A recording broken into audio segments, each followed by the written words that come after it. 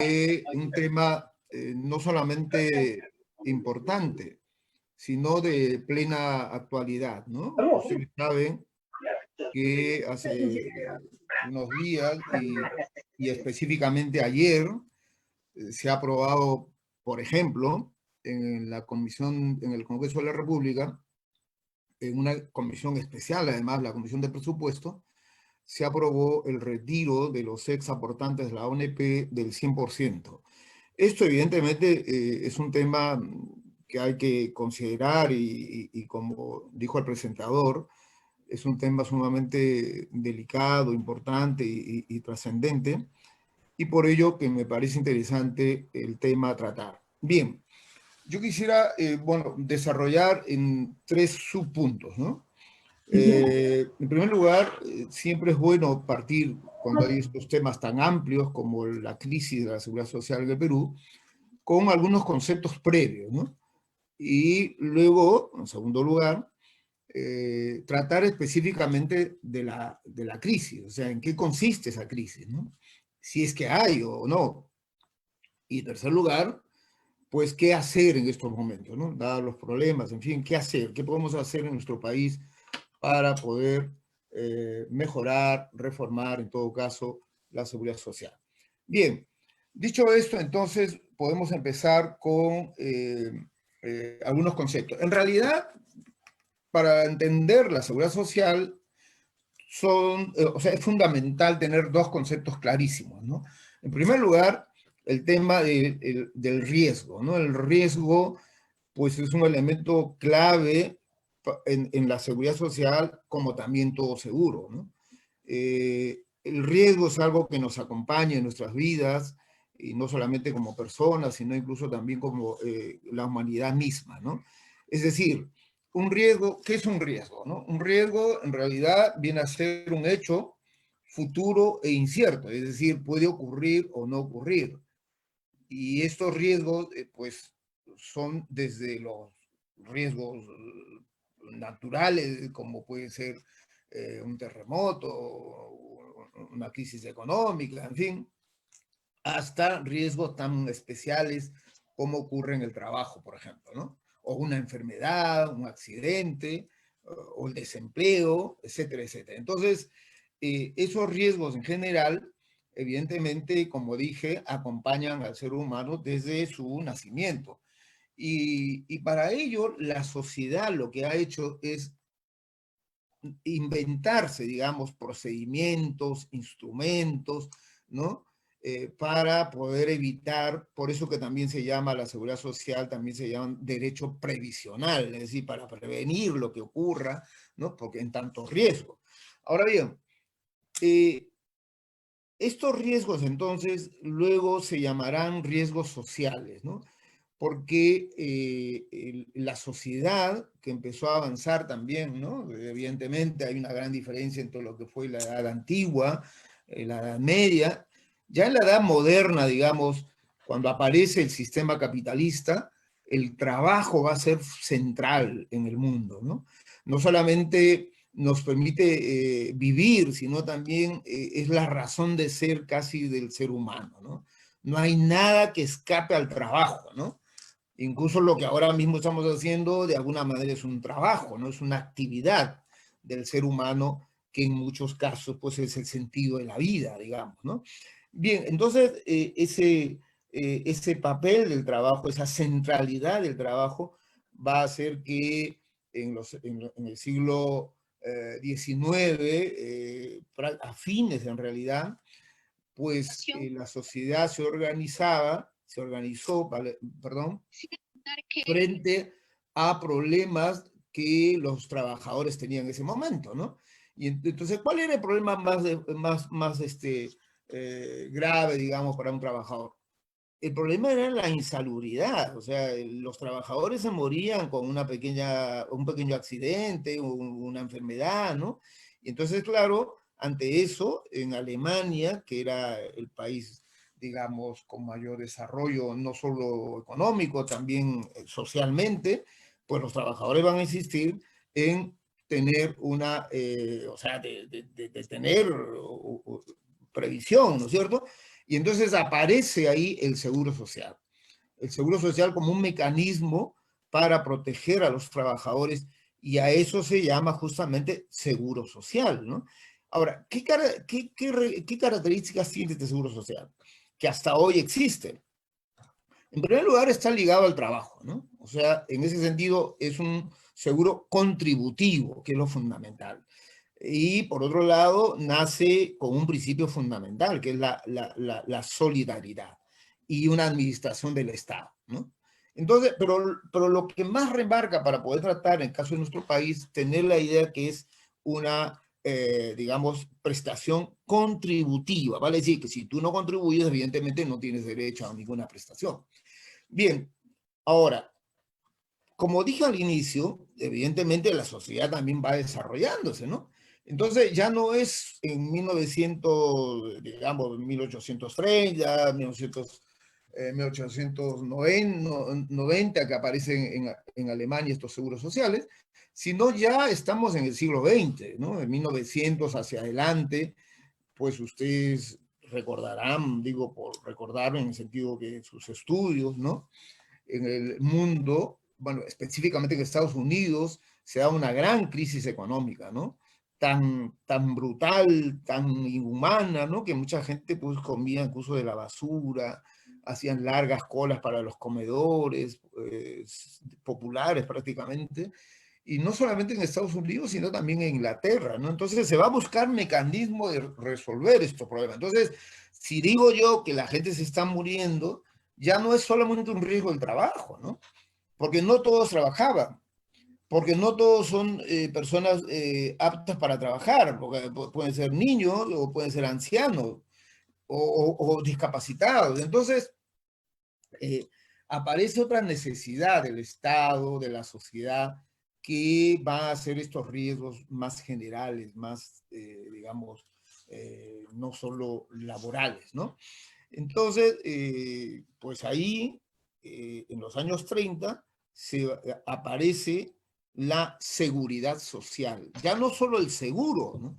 La seguridad social va a ser una política social, una política redistributiva, vale decir que es el Estado que asume la responsabilidad y de la responsabilidad de qué? De las prestaciones que necesita una persona que está en riesgo, ¿no? Entonces, eh, aquí hay un concepto clave, ¿no? Entre prestación y riesgo, ¿no?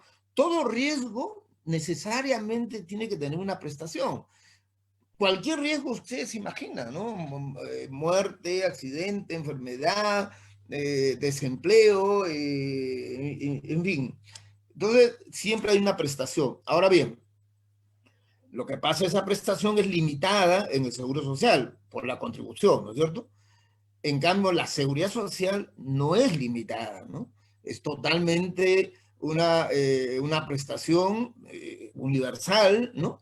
Incluso se dice desde la cuna hasta la tumba, que hay una similitud, ¿no? Entre el nacimiento y la muerte. Bien, estos son los conceptos, digamos, que quiero subrayar, ¿no? En la primera parte de esta exposición, ¿no? Vale decir, que es un riesgo y a la vez cómo este riesgo, la sociedad, ojo, no es una persona que se enfrenta al riesgo. Evidentemente nosotros nos enfrentamos todos los días a un riesgo, ¿no? Uno sale de su casa y el riesgo es que te asalten, es cierto. Pero yo no hablo de ese tipo de riesgos. Acá estamos hablando de riesgos sociales, ¿no es cierto? Riesgos que son originados por circunstancias ajenas a uno y que no tiene pues un correlato individual, digamos, ¿no? Entonces, eso por un lado. Y por otro lado, entonces, el otro concepto clave es que esa respuesta es societaria. Y al ser societaria, aparece primero el seguro social y luego la seguridad social. Nosotros veremos si nosotros en el Perú tenemos uno o lo otro. Bueno, lo real es que tenemos seguro social, eso está definitivamente. La seguridad social, lamentablemente, no lo tenemos todavía, ¿no? ¿Cómo se interpreta, cómo se entiende la seguridad social? Bien, paso entonces al segundo punto, ¿no? El segundo punto es, eh, ¿existe una crisis de seguridad social en nuestro país? Bueno, aquí yo quisiera subrayar un tema para entender bien esta parte de lo que voy a decir, ¿no? Cuando decimos seguridad social, entendemos también que dentro de esa seguridad social, pues comprende también el seguro social, ¿no es cierto? Por eso es que en el Perú usamos indistintamente. Uno puede decir seguridad social y se entiende que estamos hablando de los seguros sociales. Insisto que en el Perú no tenemos una seguridad social como realmente el concepto y la legislación o los organismos internacionales pues conceptúan, ¿no? Bien, dicho esto entonces, mi segundo tema sobre la crisis. Bueno, debo partir aquí y quiero una idea de fondo. Yo le he llamado a esta segunda parte el péndulo de la seguridad social, pero me quiero explicar, quiero explicarme en detalle, ¿no? Aquí quiero manejar tres ideas concretas. Una primera idea que conviene, que esto es más histórico, es partir reconociendo que en nuestro país sí tenemos un seguro social. Y este seguro social aparece además un poquito tarde en América Latina, en nuestro país específicamente, porque está muy ligado a la economía, al capitalismo, ¿no? No obstante, pues tenemos seguridad social, como todos los países en donde existe trabajo, ¿no? Entonces, esa seguridad social, si bien es cierto, al inicio era un seguro social disperso, ¿no? Con cajas contributivas, etcétera, pero luego tenemos que reconocer que en los años 70 va a entrar a una madurez, digamos, y sobre todo se plantea un objetivo de ir a una seguridad social con el decreto ley, ¿no? Ese decreto ley, desgraciadamente, nunca se implementó como se había aprobado, digamos, ¿no? Pero está vigente hasta hoy el decreto ley 19990. Ahora bien, yo digo esto porque es madurez, porque claro, el seguro social, al igual que la seguridad social, tiende a la universalidad. Lo que pasa en el seguro social, la universalidad es limitada. En el sentido limitado, quiero decir que abarca solo a todos los trabajadores. En ese sentido es universal, ¿no? Y en el caso de la seguridad social es universal porque abarca a todos los ciudadanos, sean niños, trabajadores, ancianos, etcétera. Entonces, ahora bien, entonces, este seguro social, con la ciudad de 90, pues se rompe, se supera que lo que había antes una división para trabajadores del sector público, privado, para obreros, empleados, todo eso se supera y se va a algo más general que son solamente, incluso el término se utiliza solo como trabajadores en general. Ahora bien, ese es el primer punto que quiero decir. Para entrar a este segundo punto del segundo punto, valga la redundancia, es que en 1992, todos recordaremos, ¿no? De algún modo, yo creo que aunque ustedes son muy jóvenes, pero en fin, por lo menos por historia, ¿no? En el año 92 se aprueba un decreto ley. Ya decir decreto ley, ya ustedes saben, muchos son abogados, ¿no? Decreto ley solo se da cuando se cierra un Congreso, cuando se cierra el poder legislativo, ¿no es cierto? Muy distinto al concepto español, que ellos también tienen decreto ley, pero que no es por cerrar el Congreso, sino es porque dan cuenta al Congreso, que es distinto, ¿no? En el caso nuestro es cierre de Congreso, decreto ley. Y el decreto ley es el 25897, ¿no? Del 6 de diciembre del año 92, en pleno, digamos, golpe de Estado, ¿no? Es que se aprueba este decreto ley. Ahora bien, ¿qué tiene que ver esto? Bueno, lo que tiene que ver es que se crea un sistema, otro sistema, el sistema privado, ¿no es cierto? Este sistema privado tiene tres características claves, ¿ya? Esto también ustedes lo saben, ¿no? En primer lugar,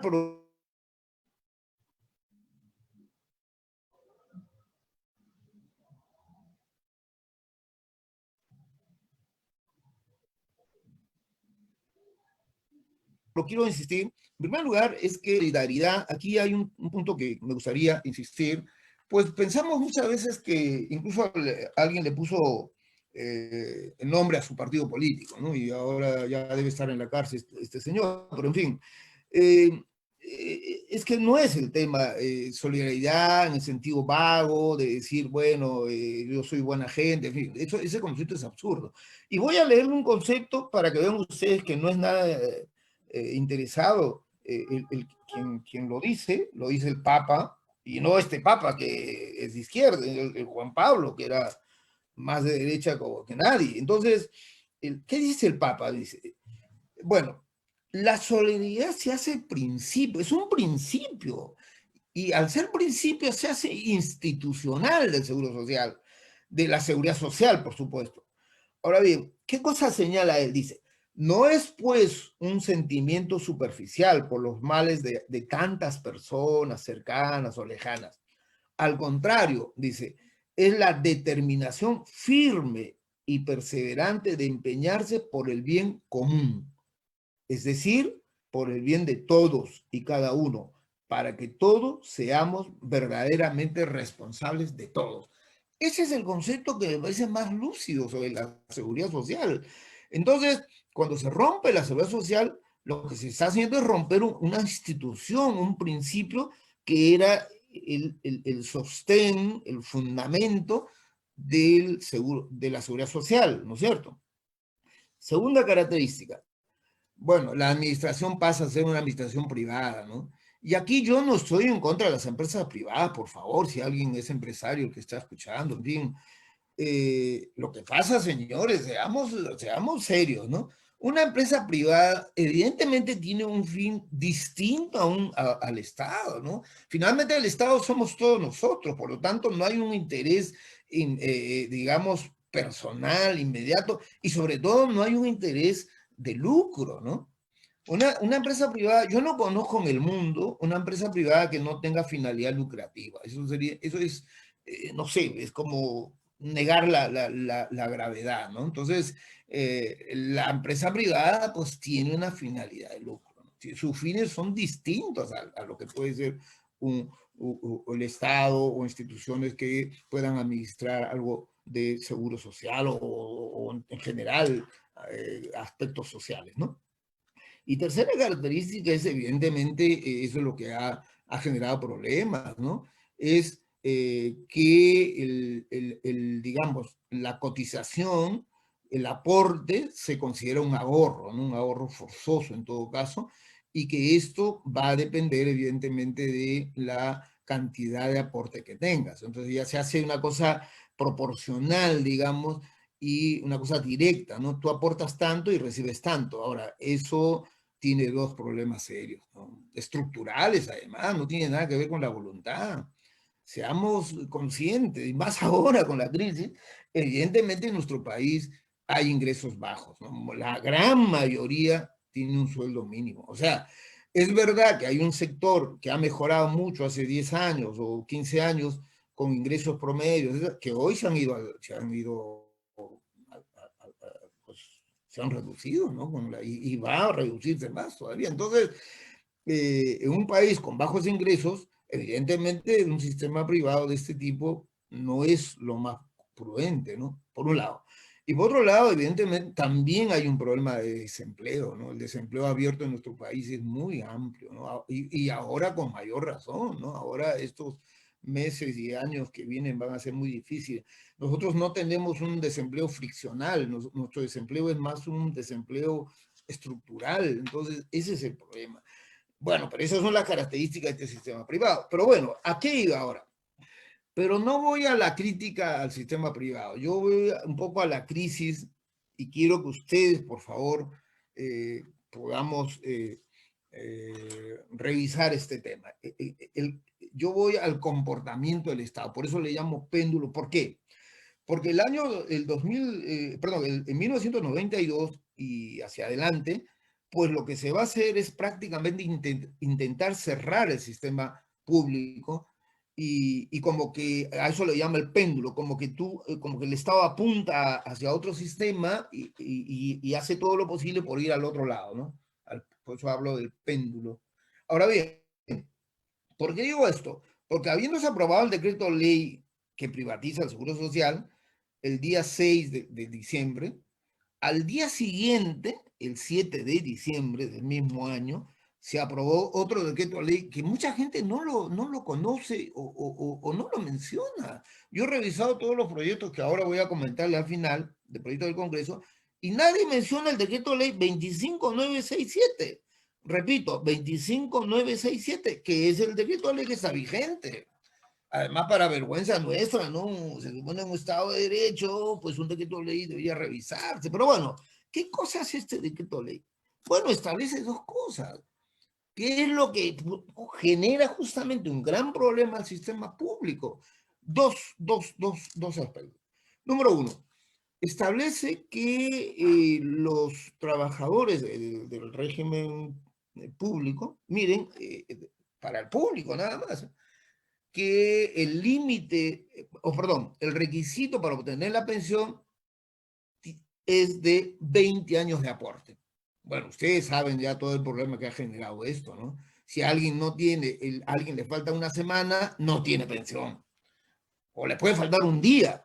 Ahora, eso claro, alguien dirá, pero ¿cómo es posible un día? Pero bueno, lo que pasa es que los operadores del derecho, ustedes saben que aún le falte un día, no pueden otorgarle pensión porque la ley lo señala. Porque de lo contrario sería una malversación de fondo, hasta puede ir a la cárcel ese señor. ¿Por qué?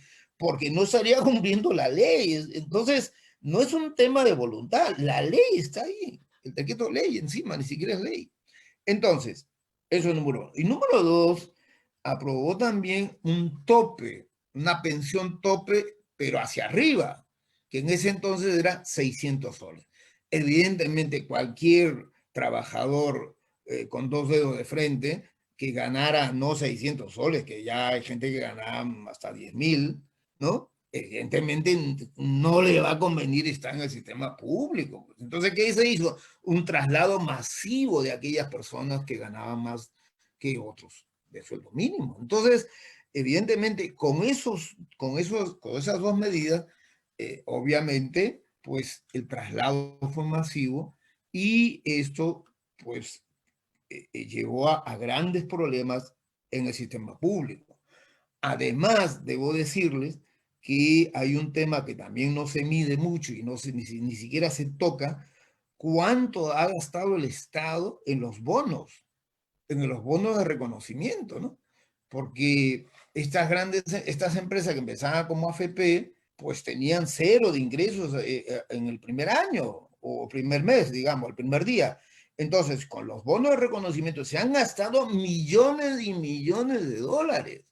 Y ese dinero, ¿de dónde es? Es el dinero de los trabajadores que se trasladaban, ¿no? Entonces, eso desfinanció, evidentemente, porque rompe ese concepto de caja única, ese concepto de solidaridad, y entonces, claro, con eso ningún sistema público puede funcionar como debe ser.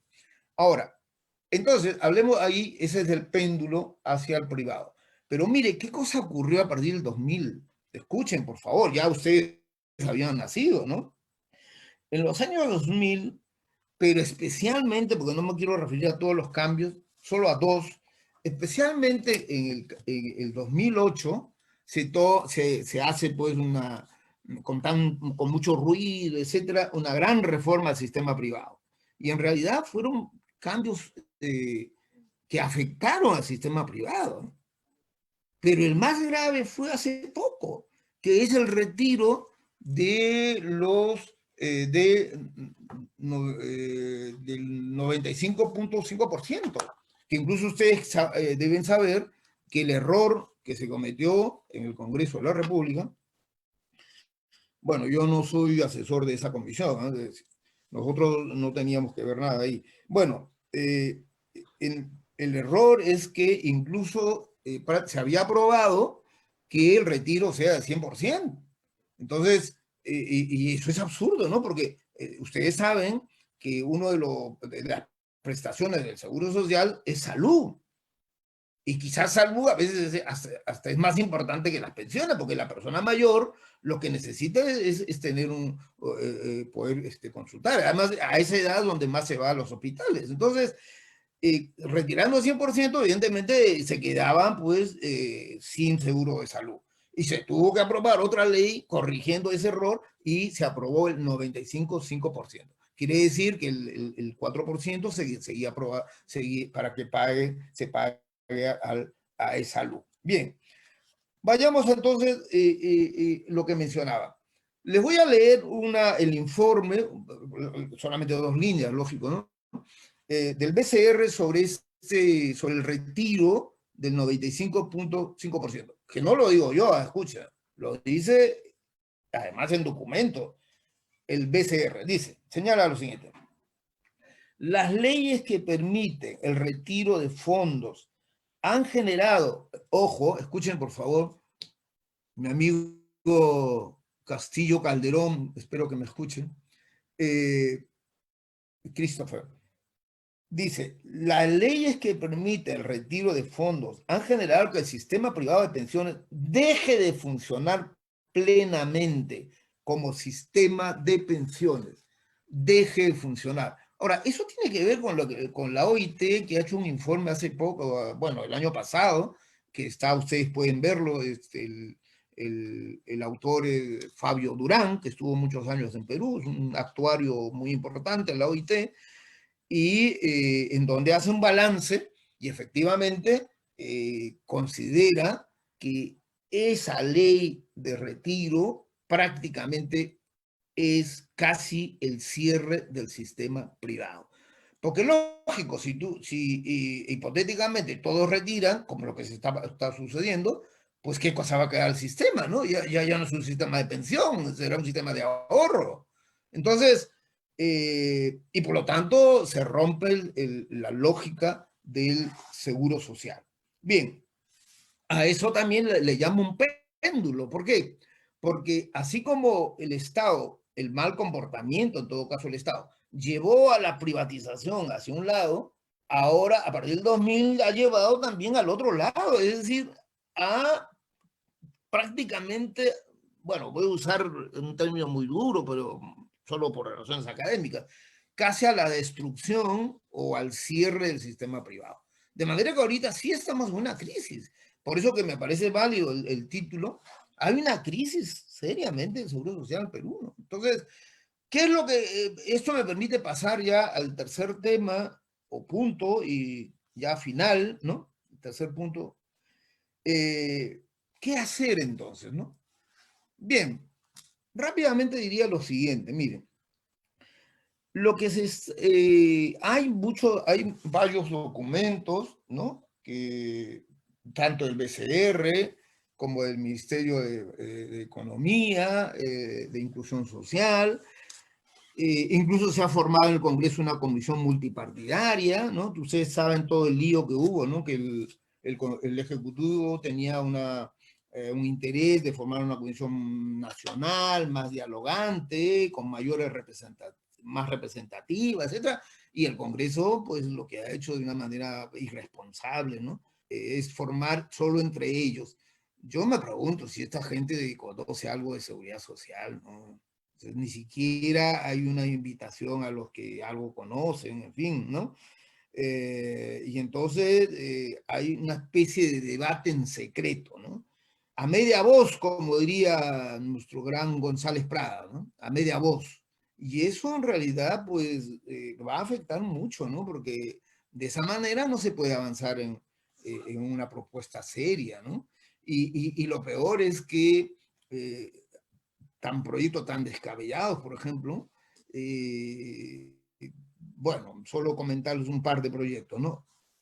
Uno es que se quiere cerrar el sistema público para tener un sistema privado que le llama multipilar, ¿no? Porque la OIT efectivamente plantea para América Latina un sistema multipilar, de múltiples pilares, digamos, pero en otro sentido, ¿no? O sea, que ahora lo mencionaré, ¿no? Pero aquí no, o sea, entonces hay un problema serio, ¿no? O sea, va a ser peor que la enfermedad. Y el Congreso, con estos proyectos, como el caso del retiro del 100% de la ONP, o en fin, y otros planteamientos, pues yo siento como que se va a hacer lo mismo, por eso hablo de un péndulo, de una irresponsabilidad del Estado, Y cuando digo Estado también estamos todos nosotros, ¿no? Porque de alguna manera esto es societario y tenemos que tener alguna opinión, ¿no? Y entonces yo siento como que se están armando las carretas y no se piensa en los caballos, o sea, no hay caballos, o sea, no hay quién va a jalar esa carreta, o sea, ahí hay un problema serio, ¿no? Entonces, yo planteo lo siguiente, a ver. En primer lugar, yo creo que la crisis que tenemos ahora, como también la necesidad, y hay un artículo que yo les recomiendo leer en la revista de la Sociedad Peruana de Derecho al Trabajo, que se llama La Kenosis peruana a raíz del COVID, ¿no? Me parece interesante el autor, porque desarrolla el término kenosis en griego significa pues autodestrucción, ¿no? Entonces, efectivamente, ¿no? Esta pandemia nos ha llevado a eso, no sé qué hemos hecho en estos 30 años, ¿no? De crecimiento económico, en fin. Entonces, a lo que voy es que el planteamiento es que seriamente yo creo que tenemos que hacer dos reformas fundamentales, ¿no? Dos reformas que tienen que ver básicamente con una solución radical, con una solución pues general al tema de las pensiones en nuestro país y no solamente quedarnos en el seguro social, ¿no? Yo creo que es necesario avanzar a una seguridad social con este planteamiento que se hace en la OIT de los pilares, ¿no? De los multipilares. Pero esos multipilares, que significa para la OIT tres escalones en una escalera, ¿no? Un primer escalón, evidentemente, está una seguridad, por eso seguridad social, para todos aquellos que no tienen ingresos o no alcanzan o no alcanzarían una pensión, que es lo que nosotros tenemos aquí, la pensión 65, pero que debería ser universal. No solamente un programa, porque un programa, ustedes saben, llegó otro gobierno y puede cambiar, sino que sea una cosa universal. Número uno, ese es el primer escalón. Un segundo escalón que plantea la OIT es que debe haber, evidentemente, un seguro social contributivo, ¿no? Un seguro social contributivo de modo que la gente tenga, o sea, pueda contribuir obligatoriamente y a partir de ahí tendrá unas pensiones. Ahora, si ese sistema contributivo funcionara bien, como funciona en otros países del mundo, ¿no? Pues evidentemente cada trabajador, cada jubilado tendría una buena jubilación, por lo menos una jubilación decente, ¿no? Y el otro pilar, ya ahí es debatible porque se habla de un pilar también complementario, digamos, ¿no? Que podría ser privado, ¿no? Al estilo Uruguay o Costa Rica, por ejemplo.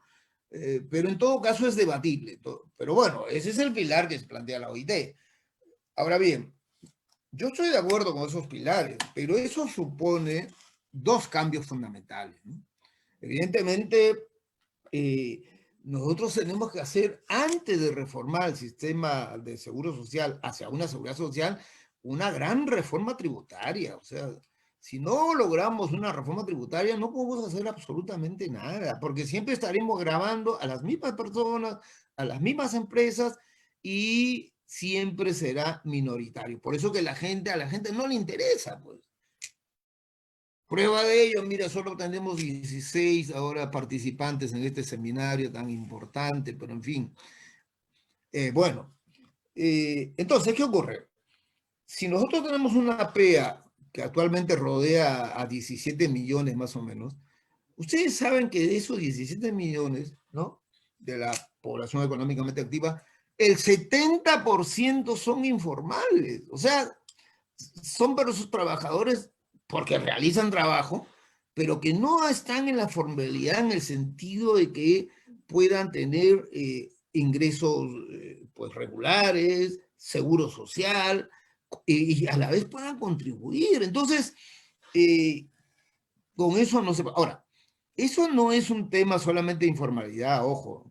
Hay un tema de elusión, que es lo que le llaman los tributaristas, y del incumplimiento tributario, ¿no? Entonces, son dos grandes problemas que tenemos en nuestro país y que en realidad debían solucionarse, porque ustedes saben que hay muchos trabajadores autónomos, como se llama, o también independientes, que tienen ingresos también altos, o sea, no es que sean ingresos mínimos. Sin embargo, pues no tienen un seguro. Entonces, yo creo, ¿a qué va esto de la reforma tributaria? Porque reformando la tributación, lo que haríamos sería formalizar de tal modo que podamos tener un ámbito mayor de quienes pueden contribuir y eso puede ser sostenible, puede hacer que, que el seguro social o una seguridad social sea sostenible. Ahí se maneja un tema, otro principio que también vale la pena recordar, es el principio de la solidaridad intergeneracional, ¿no? Porque, insisto, la solidaridad no es el comportamiento individual, es un comportamiento societario, es un principio, es una institucionalidad que se ha implementado a la seguridad social y al seguro social. Entonces, si nosotros cotizamos, por decir, unos 10 millones de trabajadores, ¿no? Tanto independientes como dependientes, evidentemente tendremos una caja que sea, pues, aceptable y manejable. Y más todavía, si aplicamos la solidaridad intergeneracional, evidentemente, aquellos jóvenes que van incorporándose al mercado son los que van a garantizar, ¿no?, la supervivencia de esa seguridad social a lo largo de la vida. Por eso ustedes revisen en el mundo europeo, norteamericano o japonés, pues la seguridad social está vigente, o sea, no tiene grandes problemas. Es verdad que hay problemas demográficos, todo lo que quieran, pero económicos, propiamente son las instituciones más fuertes, porque justamente esa solidaridad intergeneracional garantiza su existencia. Ahora, y si vemos internamente la solidaridad intra o interna, evidentemente eso ayuda mucho a la gente. ¿Por qué? Porque van a contribuir los que ganan más, los que tienen más ingresos, por el porcentaje, ya no porque sea deseo, sino simplemente por porcentaje, cotizan más y quienes se van a beneficiar son aquellos que cotizan menos, que tienen menos ingresos. Entonces, eso haría que realmente pueda resolverse un problema grave en nuestro país.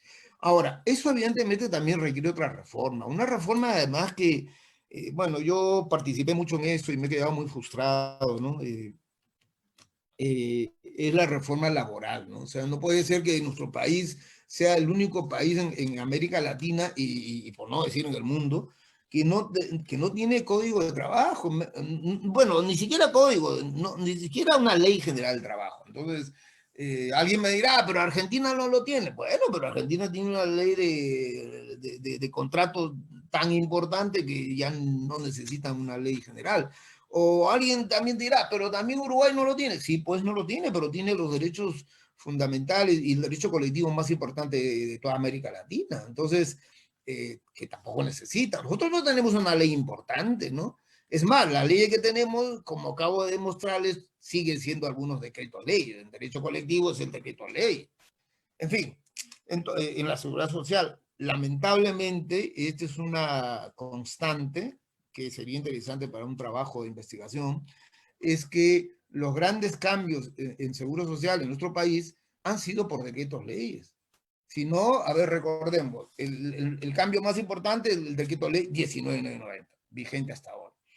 El cambio de la privatización, el decreto ley 25897, también decreto ley. Entonces, ahora, con eso lo que quiero decir es que no se dialoga, no se debate, no se comparte, y eso es un gran problema, ¿no?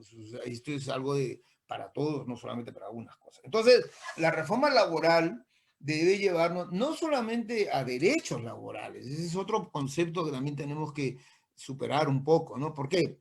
Porque la norma laboral lo que regula es la relación laboral, no es un derecho solo de los trabajadores. Entonces, esa relación laboral hay que regularla de manera general. No puede ser que en nuestro país tengamos 30 regímenes laborales. Eso no existe en ningún país pues, desarrollado, ¿no? 30 regímenes. Aquí ser laboralista, pues se está revisando todas las noches la ley, porque al día siguiente te modifica, ¿no? Entonces, pues eso tiene que modificarse. Y sobre todo, no solamente los regímenes laborales, sino que la ley general, por eso debe ser general, tiene que abarcar también a estos trabajadores que son independientes, autónomos, porque también ellos realizan un trabajo. Y nosotros nos hemos quedado en los años ya pasados que el derecho laboral solo regula el trabajo dependiente. Pero si el trabajo es trabajo, señores, uno puede ser autónomo, puede ser dependiente, entonces, pero es trabajo. Entonces, a eso me refiero en la ley general, extender el concepto y evidentemente incorporar a la gente, ¿no? Porque nada ganamos, mire, nosotros tenemos no llegamos ni al 20% de la PEA formales. Entonces, no, estoy exagerando, tenemos 15%, creo. Entonces, estas dos reformas tenemos que hacer previamente antes de tocar el sistema de seguro social. Y evidentemente esa reforma nos debe llevar necesariamente a una seguridad social que me parece importante y necesario en nuestro país, ¿no?